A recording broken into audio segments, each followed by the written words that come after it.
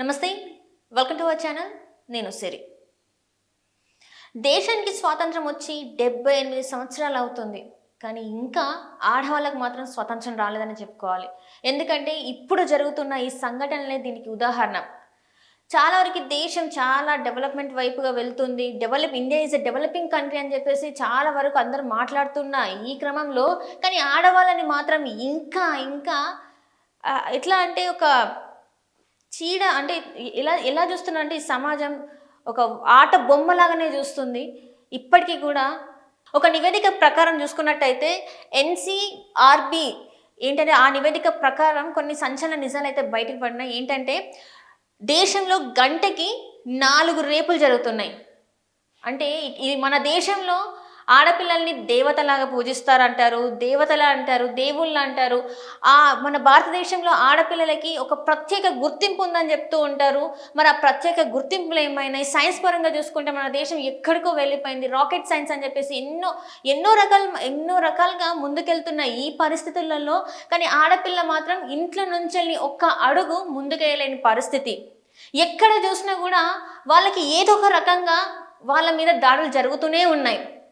స్కూల్కి వెళ్దామంటే అక్కడ ఉపాధ్యాయులు, అండ్ ఇక్కడ కాలేజెస్కి వెళ్తే అక్కడ కూడా వాళ్ళ లెక్చరర్స్ ఏం చేస్తున్నారో చూస్తున్నాం. ఇప్పుడు ఇదంతా ఎందుకు మాట్లాడుతున్నాను అంటే చిన్న పిల్లల దగ్గర నుంచి వెళ్ళి 4 సంవత్సరాలు ఏంది, నెలల పిల్ల పసికందు దగ్గర నుంచి వెళ్ళి ముసలమ్మ వరకు కూడా రేపులు చేసుకుంటూనే పోతున్నారు ఈ సమాజంలో. వీళ్ళకి ఏం మాట్లాడాలో కూడా తెలియని పరిస్థితి. గంటకి 4 మంది రేప్కి గురవుతున్నారంటే మరి ఏంటి మన దేశంలో అసలు ఏం జరుగుతుంది? వీళ్ళకి సరైన న్యాయం జరుగుతుందా? ఇంతవరకు రేప్ని చేసిన వాళ్ళకి సరైన శిక్ష పడిందా? నిజంగా సరైన శిక్ష పడి ఉంటే ఈరోజు ఇన్ని రేపులు అయ్యేటివా?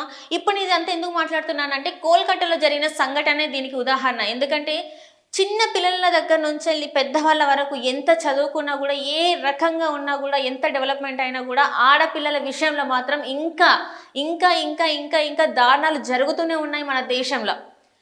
ఇంత జరిగినాక కూడా ఒక ఆడపిల్ల రేప్కి గురైపోయి చనిపోయింది, ఆమెను చంపేశారు అంటే నిరసనగా ఒక 4 క్యాండిల్ పట్టుకొని ఆ ఒక్క రోజు 2 రోజులు నిరసన వ్యక్తం చేస్తారు, అంతే. అది ఇవాళ న్యూస్, రేపటికేమో పాత న్యూస్ అయిపోతుంది.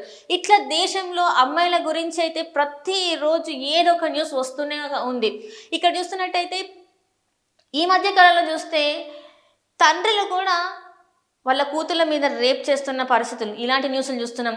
అన్నలు కూడా చెల్లెల మీద రేప్ చేస్తున్న పరిస్థితులు చూస్తున్నాం.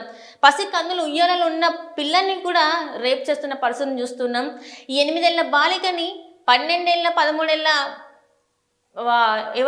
అబ్బాయిలు రేప్ చేస్తున్న పరిస్థితి మనం చూస్తున్నాం. ఇలాంటి దేశంలోనా మనం ఉంది? ఇలాంటి అంటే ఒక ఏ దేశంలో లేని ప్రత్యేకత ఏంటంటే మన తెలుగుదేశం అంటే భారతదేశంలోనే ఉంది అని అంటారు. ఎందుకంటే ఇక్కడ ఆడవాళ్ళని అంత బాగా చూస్తారు అని చెప్పేసి, ఒక స్త్రీ శక్తిగా చూస్తారని చెప్పిన ఇదేనా స్త్రీ శక్తిని చూసే పద్ధతి? ఎక్కడ చూసినా చిన్న చూపే. ఎక్కడికి వెళ్ళినా ఇంకా వర్క్ ప్లేస్లోనైతే ఇంకా ప్రతి అమ్మాయి ఎదుర్కొంటూనే ఉంది ఇప్పటికీ కూడా, ఈ రోజు కూడా. ఇక్కడ ఎందుకంటే నేను మాట్లాడుతుంది వర్క్ ప్లేస్ అని ఎందుకు నేను మెన్షన్ చేశానంటే, ఏదైతే కోల్కతా ఇన్సిడెంట్ జరిగిందో అది తను పనిచేస్తున్న ఒక ప్లేస్. అంత పెద్ద హాస్పిటల్లో తనకి ఎదురైన ఈ సంఘటన చూస్తుంటే ఆడపిల్లకి అసలు ఎక్కడ ధైర్యం ఉంది అంటే ధైర్యంగా ఉండగలుగుతుంది. తీరా ఆ సంఘటన జరిగిన తర్వాత అక్కడున్న కొంతమంది అన్నది ఏంటంటే, అసలు ఆడపిల్ల ఒంటరిగా ఉండాల్సిన అవసరం ఏముంది, ఒంటరిగా అక్కడికి వెళ్ళాల్సిన అవసరం ఏముంది అంటే, ఆడపిల్ల అంటే ఎప్పుడు కూడా నలుగురిని వెనక వేసుకొని వాళ్ళకి ఒక సెక్యూరిటీ లాగా ఆ అమ్మాయి ముందెళ్తుంటే నలుగురు వెనకాల తిరగాల్సిందేనా? ఆడపిల్ల ఒంటరిగా వెళ్ళి బయటికి వెళ్ళి బతికే ఇది లేదంటారా ఈ సొసైటీలో? ఎంతసేపు ఆడపిల్లకి ఎవరో ఒకరు తోడు వెళ్తేనే అమ్మాయి కరెక్ట్గా ఇంటికి తిరిగి వస్తుందా? 6 దాటితే తల్లిదండ్రుల గుండెలలో ఇంకా రైలు పెరిగెడతాయి. ఏమైంది ఏడైతుంది ఇంకా రావట్లేదు 8 అట్లా ఉంది సొసైటీ. ఏ ఒక్క రోజైనా ఆడపిల్లలు బయటికి వెళ్తే పేరెంట్స్ కంగారు పడని రోజంటూ ఉందా? సో ఇక్కడ చూసినట్టయితే భారతదేశంలో ఇప్పటివరకు చూస్తే 2017 నుంచి 2022 మధ్య కాలంలో ప్రతిరోజు సగటున 86 రేప్ కేసులు నమోదయ్యాయి. ఇందులో ఇంకా 86 అని చెప్తున్నారు. కేసులు నమోదు కానీ మరి ఎన్ని ఉన్నాయో మనకు తెలియదు. ఇది ఒక నివేదిక ప్రకారం మాత్రం నేను చెప్తున్నా. 82 కేసులలో బాధిత మహిళలకు తెలిసిన వాళ్ళే రేపిస్టులు. ఇక్కడ చూసుకున్నట్టు ఇందాక మనం మాట్లాడినాం కదా, మనకు తెలిసిన వాళ్ళే మన మీద అంటే ఆడవాళ్ళ మీద అఘాయిత్యాలకి పాల్పడుతున్నారు. వాళ్ళు ఒప్పుకోకపోతే వాళ్ళని చంపడానికి కూడా వాళ్ళు వెనకాడట్లేదు. చాలా వరకు ఇక్కడ చూస్తున్నట్టయితే ఎంతో మంది అమ్మాయిలు ప్రతిఘటించినందుకు వాళ్ళని చంపేసి వాళ్ళ బాడీని కూడా దొరకకుండా చేసిన పరిస్థితులు మనం ఎన్నోసార్లు చూసాము. ఇక్కడ చూస్తున్నట్టయితే 28% నిందితులకు శిక్షలు, 28% అంటే అంతమంది చేస్తే కేవలం 28% మందికి మాత్రమే శిక్షలు అయినాయని చెప్పేసి చూస్తున్నాం. అండ్ ఇక్కడ చూసుకున్నట్టయితే 2015 నుంచి 2022 సంవత్సరం మధ్య కాలంలో రోజుకు సగటున 86 కేసులు రేప్ కేసులు నమోదయ్యాయి. అయితే అందులో ఆందోళన కలిగించే విషయం ఏంటంటే 82 కేసులు రేపిస్టుల బాధితులు మహిళలకు తెలిసిన వాళ్ళే. 2017 నుంచి 2022 వరకు దేశంలో మొత్తం 1.89 అంటే 1,89,000 లైంగిక కేసులు నమోదవ్వగా వాటిలో 1,91,000 మంది మహిళలు బాధితులుగా ఉన్నారు. అత్యధిక సంఖ్య 1,79,000 అంటే 1,79,000లో తెలిసిన వాళ్ళని లైంగిక దాడులకి వాళ్ళు ఎవరెవరైతే తెలుసో వాళ్ళే ఆ మహిళల మీద దాడి చేశారు. అయితే ఈ కేసులలో ఏంటంటే శిక్షలు చాలా తక్కువ. వాళ్ళని చెప్పినా కూడా చాలా తక్కువ శిక్ష, చాలా తక్కువ కాలం జైల్లో ఉండడం, వాళ్ళు బయటికి రావడం. ఇంకా ఇట్లా జరిగినాక కూడా ఎవరికి భయం ఉంటుంది? శిక్షలు పడితేనే కదా. బయట కంట్రీస్లలో చూసుకుంటే రేప్ జరిగింది అంటే అసలు రేప్ అనేది మనకి వినిపిస్తుందా? ఆ భారతదేశంలో తప్ప ఇంకెక్కడైనా వేరే కంట్రీస్లలో రేప్ జరిగింది అంటే చాలు అక్కడ వాళ్ళకి వెంటనే కొన్ని గంటల్లోనే అక్కడ శిక్ష అమలు చేస్తారు. అది కూడా అంటే ఒక స్ట్రీట్ మధ్యలో శిక్షలను అమలు చేస్తారు. కానీ ఇండియాలో అలాంటివన్నీ ఉన్నాయంటారా? తీసుకెళ్ళి వాళ్ళని జైల్లో పెట్టి చిన్నపిల్లలు అయితే వాళ్ళ కేసులు జువెనైల్ దాంట్లో వేసేస్తారు. పెద్దవాళ్ళకైతే కొన్ని రోజులలో వాళ్ళని అందులో ఉంచుతారు. ఏదో ఒక రోజు వాళ్ళకి బెయిల్ వస్తుంది, బయటకు వచ్చేస్తారు. మరి శిక్షలు ఇక్కడ పడుతున్నాయి, ఎవరికి పడుతున్నాయి? ఎందుకు భయం రావట్లేదంటే భయం ఎట్లా వస్తుంది? పోలీసులు తగిన చర్యలు తీసుకుంటే కదా. ఎంతసేపు చూసినా సామాన్యులకే కోర్టులు, కేసులు, శిక్షలు.